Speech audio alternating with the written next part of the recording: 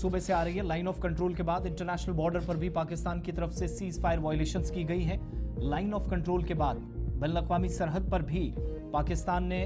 प्रगवाल इलाके के अंदर चिनाब रिवर पोस्ट को अभी तक की जानकारी के मुताबिक निशाना बनाया है। हालांकि कोई जानी नुकसान नहीं हुआ, जो अच्छी खबर है, लेकिन फोर्सेस की तरफ से जवाबी कार्रवाई भी की गई है। लाइन ऑफ कंट्रोल के बाद इंटरनेशनल बॉर्डर पर भी पाकिस्तान ने हलचल तेज कर दी है। जहां उस तरफ हाई अलर्ट है, हमले का डर पाकिस्तानी अफवाज को सता रहा है, तो दूसरी तरफ पूरे इलाके को डिस्टर्ब करने के लिए पहले कुपवाड़ा, फिर पुंछ, फिर अखनूर और उसके बाद नौगाम कुपवाड़ा में या लाइन ऑफ कंट्रोल उड़ी सेक्टर में नाजंग मुआहिदे की खिलाफ वर्जी के बाद प्रगवाल सेक्टर में भी फायरिंग की गई है। शिल्पा शर्मा हमारे साथ हैं। शिल्पा, क्या तफसीलात हैं?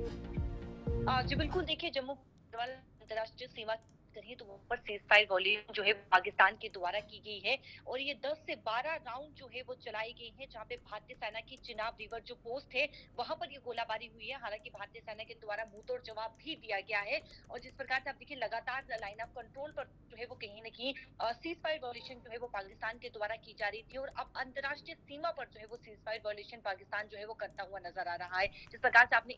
कहा कि इंजर्ड की बात करें तो किसी प्रकार का कोई भी नुकसान जो है वो नहीं हुआ है, लेकिन भारतीय सेना की चिनाब रिवर पोस्ट पर वो गोलाबारी की गई है और इस समय पूरी तरीके से जो है वो सेना अलर्ट पर है। सीआरपीएफ जवानों के द्वारा नाके लगाए जा रहे हैं और जो वाहन गुजर रहे हैं उस इलाके से वहां पर प्रॉपर तरीके से जो है वो चेकिंग की जा रही है। वाहनों की साथ साथ जो यानी कि अधिकारी पहचान पत्र वो उनसे पूछा जा रहा है और इस समय पूरी तरीके से इलाका जो है वो इस समय जो है वो अलर्ट पर रखा गया है, क्योंकि इससे पहले लाइन ऑफ कंट्रोल पर जो है वो सीज फायर वॉल्यूशन देखने को मिल रहा था, लेकिन अब अंतर्राष्ट्रीय सीमा पर भी पाकिस्तान जो है वो सीज फायर वॉल्यूशन कर रहा है, जिसके चलते इस जो सीआरपीएफ जवान है वो पूरी तरीके से अलर्ट पर है और इलाके को पूरी तरीके से जो है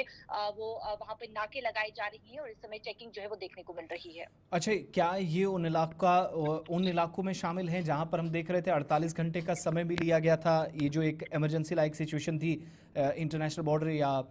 एलओसी के आसपास, और बहुत सारी जगहों पर किसानों को ये कहा गया था कि 48 घंटों में फसलें काट लें क्योंकि इन इलाकों को टारगेट सीमा पार से किया जा सकता है। तो उन एरियाज में ये भी है जहां पर एग्रीकल्चरल एक्टिविटीज खासतौर से किसानों ने करनी थी?